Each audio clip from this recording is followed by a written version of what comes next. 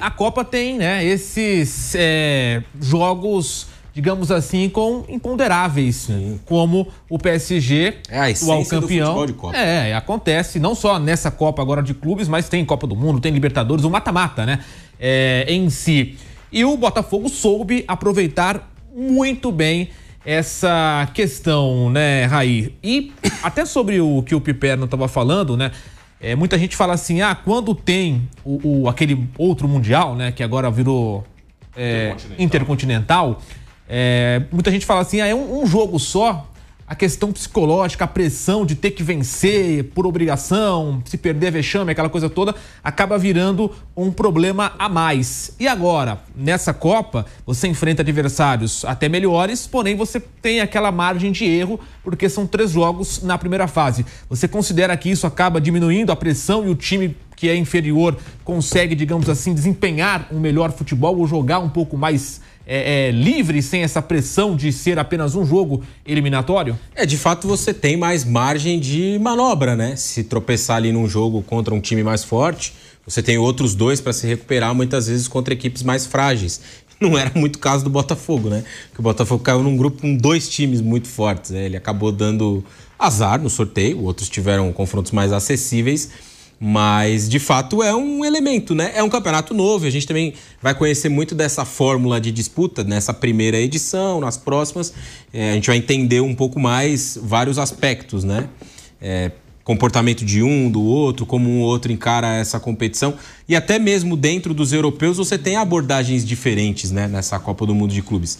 Você tem equipes que trocaram de treinador, equipes que estão mudando o elenco, tem equipes que mantiveram treinador, time titular, a base do elenco, como o PSG, por exemplo, né? Não teve mudanças não contratou ninguém para a Copa do Mundo de Clubes. O Real Madrid contratou o técnico e alguns jogadores.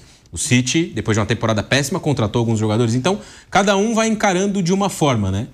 E alguns conseguem manter o embalo, outros não. O Dortmund, por exemplo, vinha embalado na reta final da temporada. Não conseguiu na estreia, fez uma estreia ruim contra o Fluminense. Então, a gente também vai conhecendo a competição ao longo da fórmula de disputa, dos anos de disputa, né?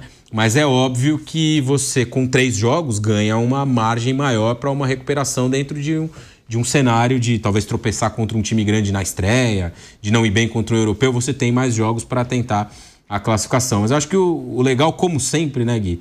Porque o futebol tem esse poder, e por isso que a gente é maluco por esse esporte, de sempre quebrar esses prognósticos, né? Então a gente imaginava aqui uma mini Champions League das quartas de final em diante. Já está se desenhando um outro cenário, com a possibilidade de um brasileiro ali nas quartas, podendo ter até mais, 2, quem sabe. Então é muito, muito legal que esteja indo por esse caminho, essa competição. Quanto mais imprevisível, como é uma Copa, eu acho que é melhor. Por exemplo, até dentro do que o Raí falou... Só para informar, estamos de volta também na rádio Jovem Pan. Diga, Bruno. Perfeito. Até do que o Raí falou de imprevisível, né? Já saindo dos prognósticos, né? Todo mundo fez aqui, a gente fez em todos os programas, e os amigos também que não são jornalistas, que fizeram com os amigos. Então, acho que muita gente fez um desenho, uma previsão, né? Além dessa questão dos brasileiros bem, pode ter um confronto... Pode até ter aí no Palmeiras e Botafogo. Se o Botafogo perder para o Atlético de Madrid, ele vai passar em segundo, né? Se ele não perder por 3 gols. Então há essa possibilidade de um Palmeiras e Botafogo, um Palmeiras e Paris Saint-Germain. O Palmeiras em primeiro, se ele ficar em primeiro, ele escapa do Paris. Pode cair Palmeiras e Paris Saint-Germain se o Botafogo empatar ou ganhar do Atlético. E outra coisa, no grupo do Palmeiras estará um dos 2 entre Inter, Miami e Al Ahly, pelo menos um dos 2 estará nas oitavas. A previsão mais natural, mais óbvia, era Palmeiras e Porto. Aí quem vai ser o primeiro? O Palmeiras ou o Porto? Devem classificar os 2, mas não tem mais como classificar os 2, pelo critério do confronto direto. Não tem mais essa possibilidade. Então, pelo menos um entre Inter, Miami e Al Ahly estará nas oitavas de final, provavelmente ao lado do Palmeiras. Mas se o Palmeiras cair, necessariamente... Se o Porto entrar, necessariamente o Palmeiras cai. Porque se o Palmeiras perde para o Inter Miami e o Al Ahly ganha do Porto, o Palmeiras classifica porque ele ganha um confronto direto com o Al Ahly. Se o Palmeiras perde para o Inter Miami e o Porto ganha, eles ficam 4-4, empata no confronto direto e vai para o saldo. Então, se o Porto entrar, necessariamente o Palmeiras tem que cair. Então, Inter Miami ou Al Ahly, um dos 2 já está nas oitavas de final. Tá aí, informação. Então, não tem mais como passar Palmeiras e Porto como era, né? A expectativa inicial. Mauro César Pereira, o Luiz Henrique, né, técnico do PSG, acabou de dar uma declaração sobre o porquê do PSG não ter reagido na partida. Foi perguntado sobre isso lá na coletiva e eu vou citar aqui para a gente analisar e comentar aqui na roda do Canelão. Eu não falei o mais importante, né?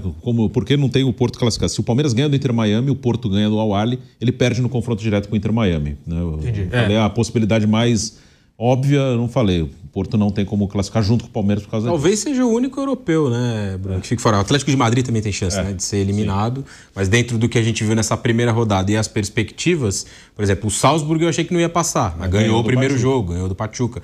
Até imaginava que o Pachuca ia conseguir rivalizar com essa chave do Real Madrid, né, com o Al Hilal. Real e Al Hilal são os favoritos nessa chave. Nas outras, City e Juventus venceram. Mas, Raí, na chave do Fluminense, o líder é o Mamelodi. Exato. Mas tem um confronto agora que pode mudar essa rota, né? Se o Dortmund ganhar, ele já assume a liderança e já fica com a vantagem no confronto. Então, assim, o Porto está muito perto de ser eliminado e, além dele, assim, talvez o Atlético de Madrid acabe sobrando nessa primeira fase.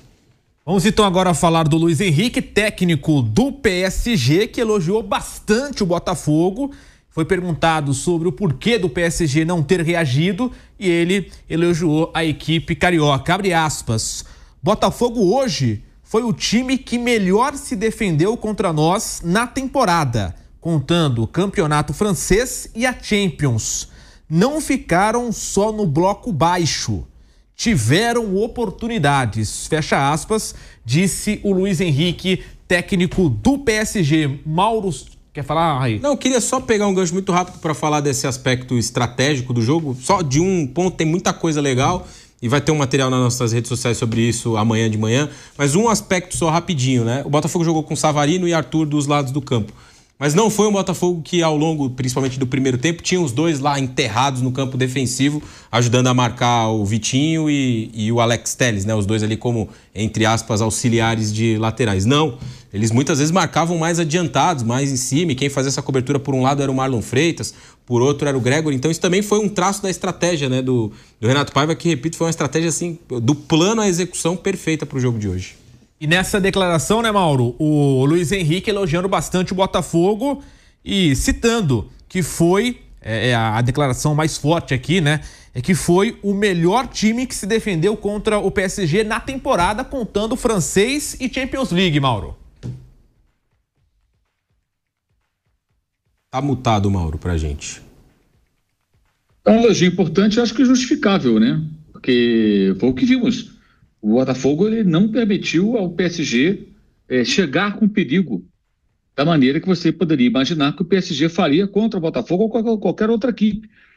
O time que cria tantas oportunidades contra a Inter de Milão na final de Champions League e depois contra o Atlético, e que pese aí as más atuações desses adversários, que foram muito mal, mas também pela categoria e pela imposição da equipe francesa, hoje criou muito pouco. Então, porque o Botafogo se defendeu de fato muito bem. E manteve, o que é muito difícil, que é manter a concentração o jogo inteiro. O jogo inteiro, manter a concentração, manter esse nível de jogo. E o que eu achei importante, em vários momentos, o Igor Jesus, Savarino escapando, retendo a bola no campo de ataque, conseguindo respirar um pouco, né? E conseguindo com isso manter as coisas um pouco mais calmas. O PSG não fez um bom jogo também pela maneira como o Botafogo se defendeu. E esse elogio acho que tem que ser muito valorizado, porque não me parece exagero, não. Piperno, até para completar esses números e essa análise, né? Eu tenho aqui, por exemplo, as finalizações, né? No gol, foram 2 do PSG contra 4 do Botafogo, na trave nenhuma. E aí tem também aqui o número de defesas dos goleiros, né? O Donnarumma fez 3 defesas e o John fez apenas 2, dando até, digamos assim, esse panorama, né? Dando essa visão um pouco melhor do que foi esse elogio do Luiz Henrique para a defesa do Botafogo, né? Apenas 2 finalizações no gol. Ele está muito certo. O Botafogo taticamente foi perfeito. A defesa do Botafogo hoje impecável. E como essa defesa foi impecável, o Botafogo taticamente cumpriu todo, enfim, o planejamento feito pelo Renato Paiva, sem perder concentração o jogo todo. Foi o Botafogo que não permitiu ao PSG praticamente nada. Enfim, o PSG teve a bola a maior parte do tempo, 75% de posse. Só que Fez uma defesa, eu até, enfim, comentava, não sei se foi com o Raí ou com o Bruno, chegou um momento do jogo que o PSG estava começando a dar chuveirinho, quer dizer, não é algo habitual no time francês, que se mostrou também irritado com a resiliência defensiva do Botafogo. Tentou por cima, por baixo, enfim, tabelas curtas, jogadas individuais, lá principalmente lá com o Kvaratskhelia, mas nada disso estava surtindo efeito e no final do jogo estava lá o PSG, não só no final, né, já... enfim, pelo menos da metade do segundo tempo para frente, era um PSG apelando para chuveirinho, porque não conseguia entrar na defesa do Botafogo. Isso é mérito defensivo, e isso não pode ser ignorado. Tem esse elogio do Luiz Henrique para a defesa do Botafogo, mas também Bruno, Raí, Piperno e Mauro, o Igor Jesus, que pelo Botafogo em torneios internacionais tem aqui ótimos números. São 16 jogos, 7 gols, 2 assistências e 9, né? Com isso, 9 participações em gols. Ele converte 67% das grandes chances criadas, né? E tem aqui também um aproveitamento muito grande, né? Que é 69 duelos aéreos ganhos nesses 16 jogos e 127 duelos ganhos aí no geral, seja aéreo ou seja... né, no chão ali, com a bola rolando. Bruno Prado, Raí Monteiro, Igor Jesus é um outro nome nesse Botafogo que tem chamado a atenção e agora esse recorte em apenas jogos internacionais, Bruno.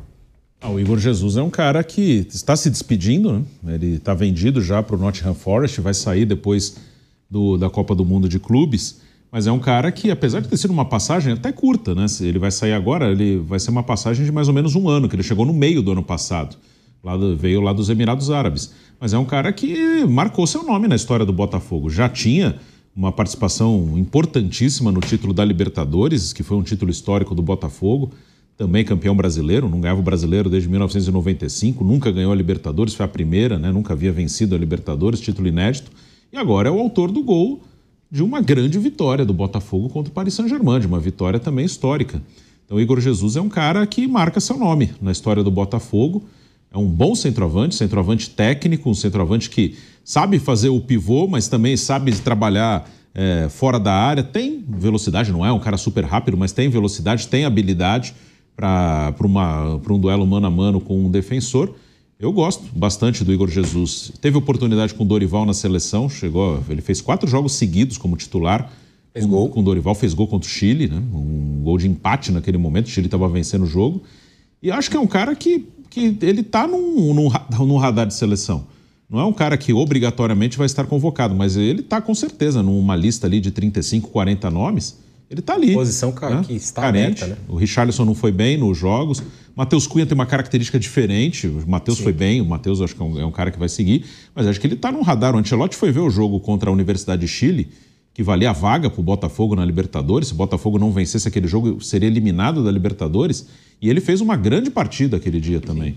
Então vamos ver como ele vai desenvolver no futebol inglês também. Mas em relação ao Botafogo, Igor Jesus é um cara que mesmo em pouco tempo ele colocou o nome dele na história do clube. Aí, o Igor, nessa questão só rapidamente de seleção, acho que ele e o Caio Jorge são 2 jogadores que poderiam ser observados um pouco mais de perto pela característica, né? Tô falando de centroavantes com essa característica de mais mobilidade, mais movimentação. O Caio Jorge também faz um excelente campeonato brasileiro. Sobre o Igor no jogo de hoje, né? Foi fundamental, não só pelo gol marcado, mas pelas movimentações, de novo, dentro de um plano, né? Traçado ali pelo Renato Paiva e muito bem executado pelo time inteiro. Ele também teve as suas funções de desafogar o time em alguns momentos, brigar por uma ou outra bola por cima, que nem é a característica dele de fazer um pivô, mas ele ganhou uma ou outra para sustentar, fazer o time sair um pouco de trás, segurar, respirar. Teve bons duelos contra o Pátio, né? O Pátio é um zagueiro muito rápido, um zagueiro que joga pelo lado esquerdo do Paris Saint-Germain, e ele foi bem em alguns desses duelos, como no lance do gol, até se sobressaiu mais em relação ao Beraldo. Conseguiu vencer mais duelos em cima do Beraldo do que do Pátio, mas foram duelos assim, muito interessantes. Acho que foi um cara que se doou muito. E essa também acho que é uma palavra que define muito esse jogo do Botafogo hoje, né? A doação de todos do começo ao fim. Um pouco até, eu não tinha pensado nisso, mas o Bruno falou sobre o jogo da Libertadores, que teve muito esse caráter, né? O jogo contra a Universidade de Chile, que era um jogo vital. O Botafogo tinha que ganhar para classificar. E teve um jogador expulso muito cedo. E o time conseguiu ali, na base da entrega, da organização, da doação, fazer um bom jogo, vencer. Tava 0-0 ainda quando o jogador do Botafogo foi expulso. Venceu o jogo e garantir, carimbar a classificação. E um outro ponto também, né, Gui, dentro também desse aspecto, é que todos os jogadores que entraram na mesma rotação, né? Eu comentei o jogo aqui na Rádio Jovem Pan com o Zé Manuel e eu até destaquei isso ao longo da transmissão, né? Os jogadores que foram entrando, eles não entraram numa rotação mais baixa. O Cuiabano entrou muito bem pelo lado esquerdo, o Santi Rodrigues a mesma coisa. Tem até uma bola no finalzinho do jogo que os dois vão dividir com o Duê, que fez um péssimo jogo, e eles vão lá e vencem, né? Um ganha uma disputa, o outro ganha outra, e eles conseguem tirar a bola. Então a doação do Botafogo foi muito grande, né? E num jogo desse tamanho, contra um adversário tão forte, com tantos recursos, você precisa, além de várias outras coisas, também ter uma entrega muito grande, muito acima do normal. Eu acho que o Botafogo conseguiu, na perfeição, executar bem todos esses aspectos nesse confronto de hoje, essa vitória histórica contra o PSG.